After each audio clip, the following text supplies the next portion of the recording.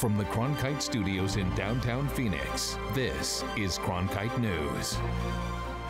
A protest at Senator Jeff Flake's office in Phoenix ends with 5 arrests. How the encounter unfolded and what sparked protesters' frustration.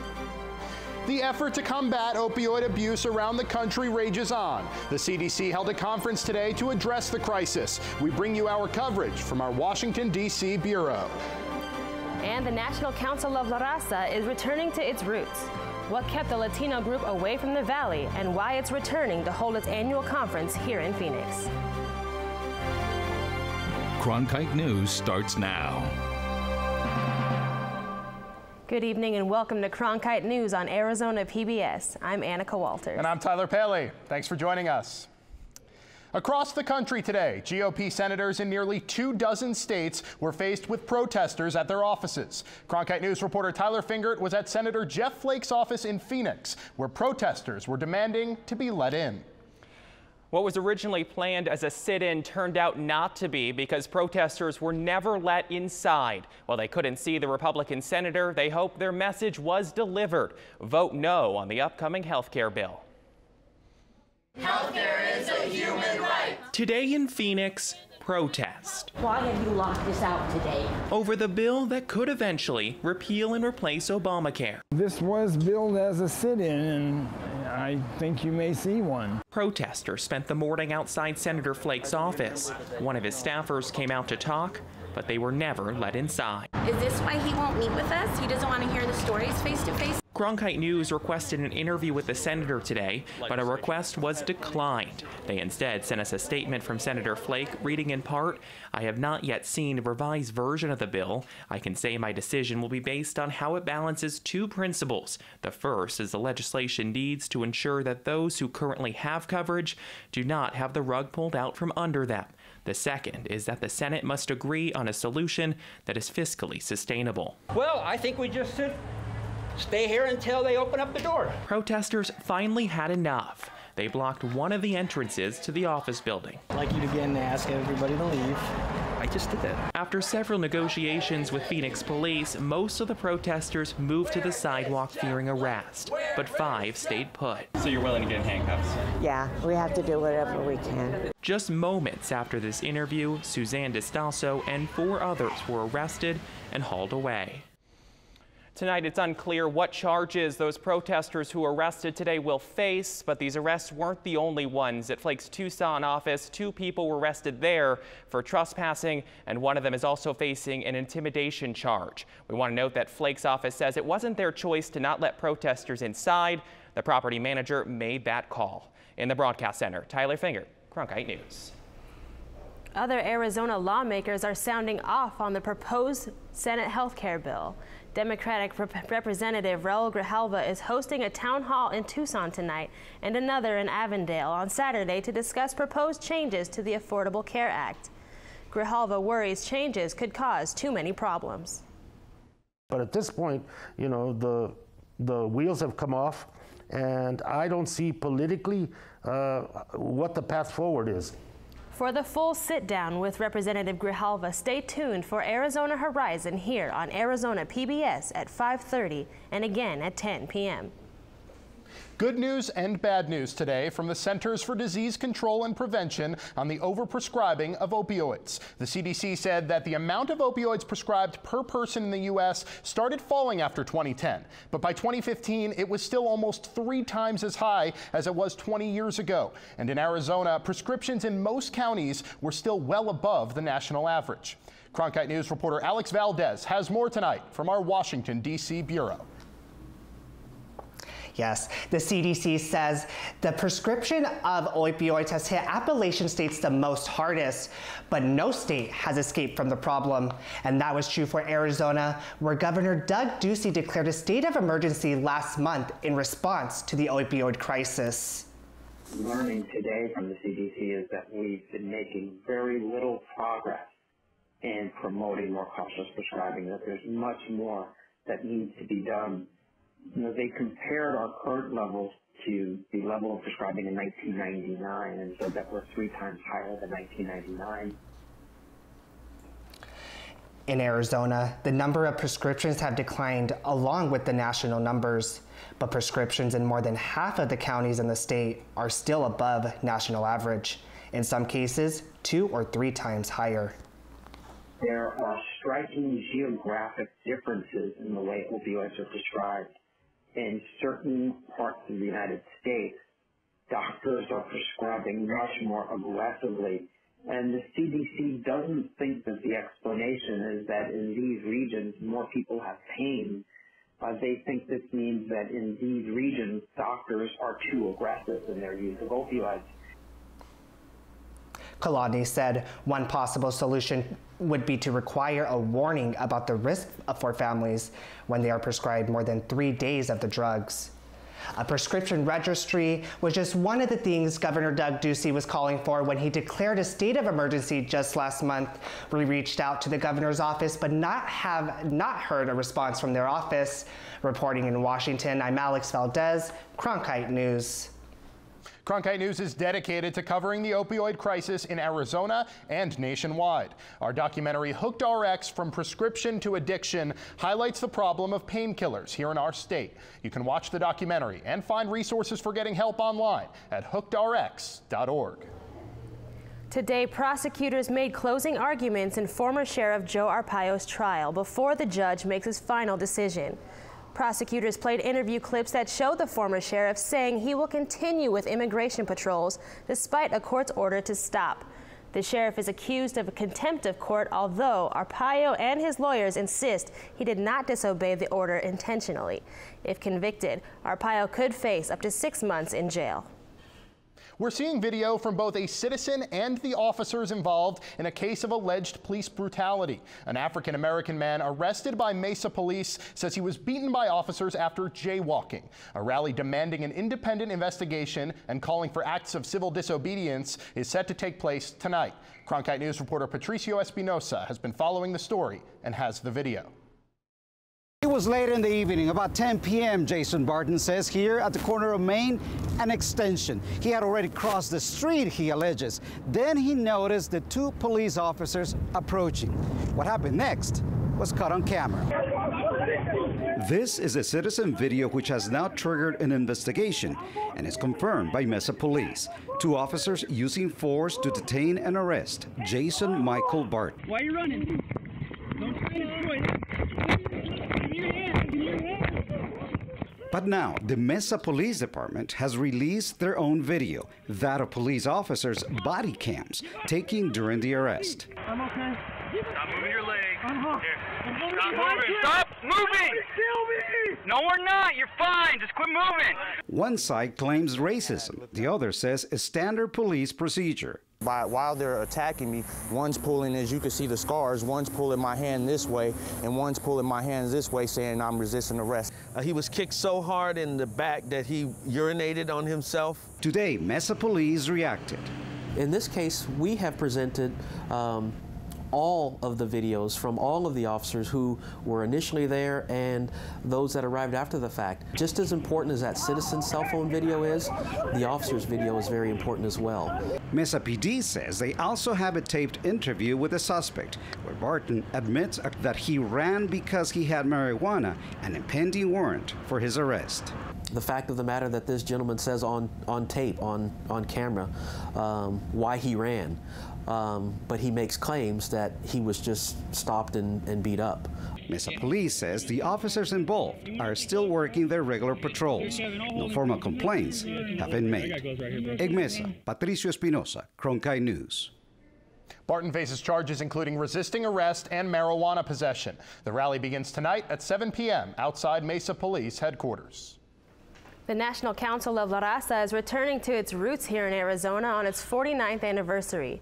Cronkite News reporter Lilia Calvillo looked deeper into the history of what has become the largest Latino-led organization in the country. The NCLR conference will take place this Saturday, July 8th through the 11th. 7 years ago, they joined a boycott because, quote, the amount of prejudice and harassment our Latino community was under, end quote. But now they are ready to return to Arizona and bring with them Latino leaders from across the country.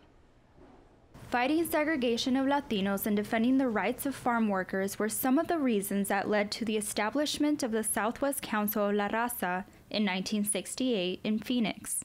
Almost half a century later, they have presence in Washington, D.C., and are known as the National Council of La Raza.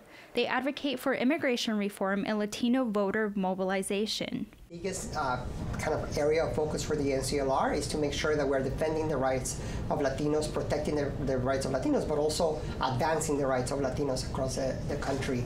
In 2010, NCLR joined nearly 50 civil rights organizations in an economic boycott to protest SB 1070, a state law that expanded police powers to check a person's immigration status. Arizona lost almost $490 million in tax revenues and earnings due to the cancellation of conventions on the first 7 months since SB 1070 was signed into law, according to a report from the Center of American Progress. A year later, they ended the boycott, drawing criticism. NCLR was not the one to call a boycott.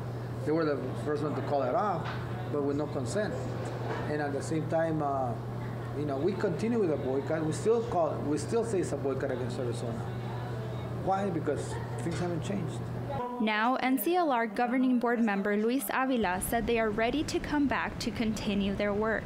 So I think this is an opportunity to celebrate Arizona, but also to share best practices from Arizona with other places in the country that are now having to go through, unfortunately, the same fight that we went through in 2010. Petra Falcon, the executive director of Promise Arizona, an affiliate of NCLR, is among the ones being recognized. About really building up the leadership and letting our young people know that we were all young once and that we are looking forward that our youth today are going to be the leaders, not only at this moment, but also of taking shape of what really needs to happen to correct the things that are still hurting people. The convention will feature a family expo and healthcare town hall where the discussion of protecting and defending healthcare will be addressed. In the broadcast center, Lilia Calvillo, Cronkite News. People came together yesterday to remember ASU legendary head coach Frank Kush. Coming up on Cronkite News, how the public paid tribute to the former Sun Devil football coach and his lasting impact on the players. These kids are invisible. Plus, how Allstate Insurance is putting at-risk students across the valley in good hands. I think I finally found my hallelujah. I've been waiting for this moment all my life now. All my dreams are coming true, yeah. I've been waiting for this moment. It's good to be alive right about now.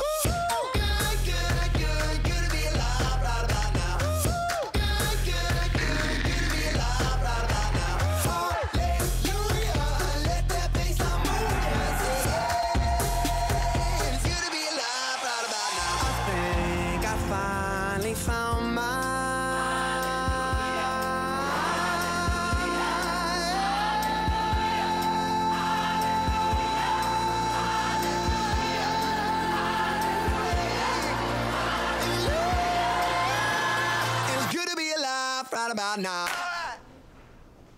Last night, the public had a chance to pay respect to former ASU football coach Frank Kush at a public viewing in Tempe. ASU Cronkite News reporter Kelly Broderick tells us the 88-year-old coach had a major impact on the community around him. Frank Kush coached Sun Devil football for more than 22 years, and in all that time, he only had one losing season. He had 176 wins, the most of any coach in program history. While Wednesday's viewing was a sad one, Kush's son Danny was happy to be around all the friendly faces of his father's former players. Somebody asked me earlier, well, Dan, you seem pretty up.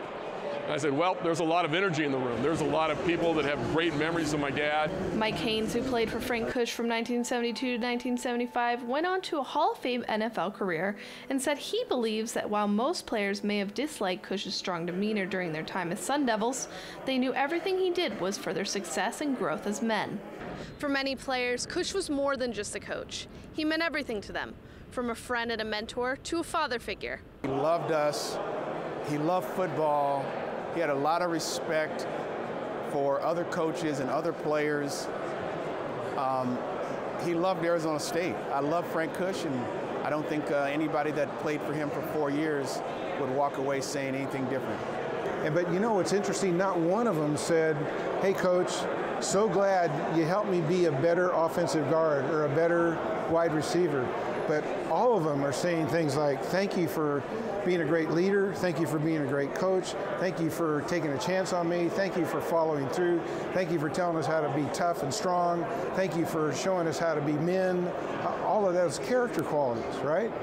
Cush not only impacted the lives of many players and fans across the country, but also helped shape ASU from a college of less than 10,000 students to one of the largest universities in the country. In Tempe, Kelly Broderick, Cronkite News. Governor Doug Ducey proclaimed July 5th as Frank Cush Day. Ducey says, quote, Coach Cush was instrumental in transforming ASU into what we know it to be today. Remembering loved ones who have passed can be challenging, and across the world, social media has changed the way we grieve and remember the dead. In the latest episode of our podcast, In Focus, we discuss memorialization in the 21st century. For this conversation and more audio storytelling, visit cronkitenews.azpbs.org/podcast. So imagine trying to get good grades, make friends, and even get into college when you don't even have a place to call your own. That's the reality for the nearly 30,000 homeless students in our state, according to the Arizona Department of Education. But as I found out today, there's one group of people who are homeless by definition, but are pushing forward in times of despair. They hide in plain sight, carrying on with their daily lives just like you and me. But make no mistake about it, their lives are far from ordinary. It's awful. It brings so many awful things to an individual's mind, and it affects them way more ways than just a physical state. That's where Homeless Youth Connection steps in. It's a nonprofit Valley organization that looks to take a proactive approach in preventing teen homelessness.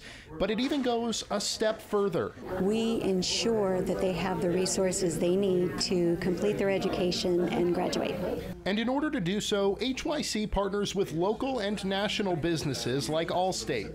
The insurance provider donated $25,000 to the nonprofit, a sum that doesn't go unnoticed. It's going to provide emergency housing for 25 kids. If we take care of a youth at a young age, and then when they grow up, they'll be great adults, contributing members to our society. And for Whit, that helping hand, which wasn't always around, means the world. To think like how much it helped me in the past, I'm ecstatic to how much it can help other people now. Bogart says there are about 6,000 homeless teens from grades 9 through 12 in Maricopa County alone. These kids are invisible. They really do not want to be in the system.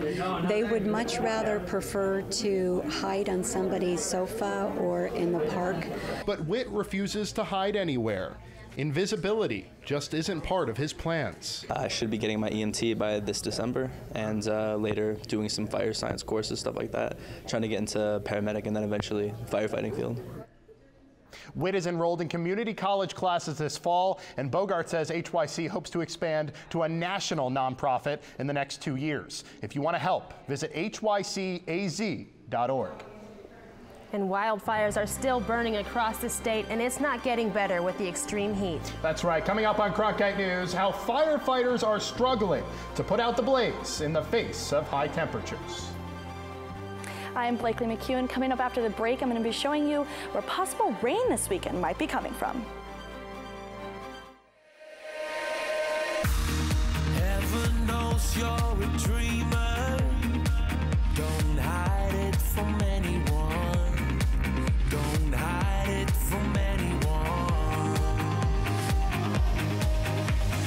Hey, would you believe me if I said we are here for a reason now? This is our life. This is what counts. This is for us. I will go anywhere for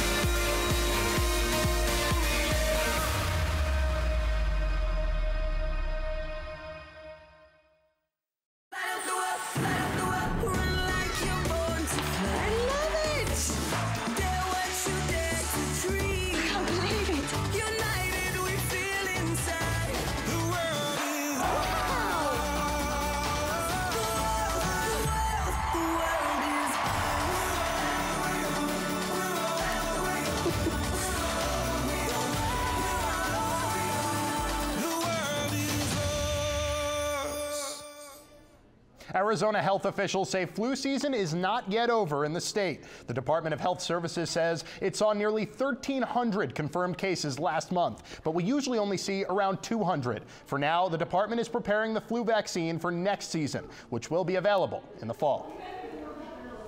Unfortunately, the flu isn't the only thing lingering. The Burrow fire near Tucson is posing a challenge to firefighters.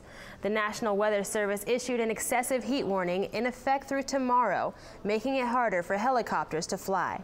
Firefighters say although they're making progress, they're concerned about risks in fighting the north end of the fire. We just don't feel comfortable putting our firefighters at risk out in that country, so we're having to look at other options to engage the fire. Tucson is expected to see a high of 114 degrees tomorrow, but a slight cool down by Saturday is expected to help firefighters by increasing moisture and producing rainfall. So Annika, we haven't seen any monsoons yet, but the humidity is rising. To see just how hot it'll get, Blakely McHugh has your weekend forecast. The high today was 113 degrees, which was just about 1 degree hotter than it was yesterday. But there's something that I want to show you real quick. Down here in Mexico, there's a little bit of a storm brewing, which is pushing moisture up into Phoenix, which is causing it to feel just a little bit humid. And that, combined with this high pressure system moving in from Southern California up into northern Arizona, is creating a little bit of storms right here, which might push down rain into Phoenix over the weekend. Let's take a quick look at the temperatures across the state. 82 in Flagstaff, 115 in Lake Havasu, and 108 down in Tucson. Let's look at the temperatures across the valley. 110 in Buckeye, 110 in Maricopa County as well, and 112 in Glendale. Now I'm going to show you their 7-day forecast for this weekend. On Friday, it's going to be 116 degrees. Now that's the last day of the excessive heat warning. You can see that cloud coverage in on Sunday, coming in on Monday and Tuesday as well. That's that moisture and high pressure that I was talking to you about. But at least the temperature is going to be a little cooler than last week. Blakely McHugh, Cronkite Weather. Some people think baseball games move too slowly, but new rules could change the pace. That's right. Coming up on Cronkite News, what the Diamondbacks think about new changes that could speed up the game.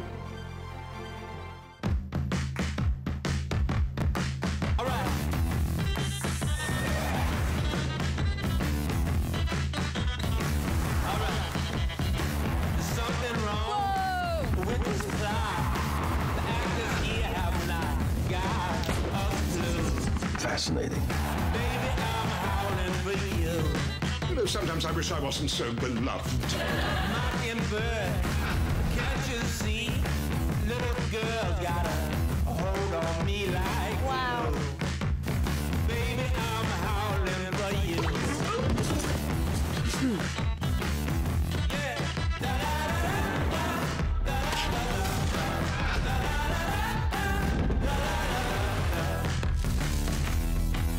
It's literally one for the history books.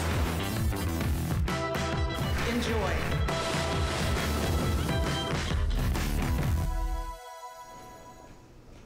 Games that last more than 3 hours are a complaint for some baseball fans. MLB Commissioner Rob Manfred said he wants to work with the teams and players to speed up the game.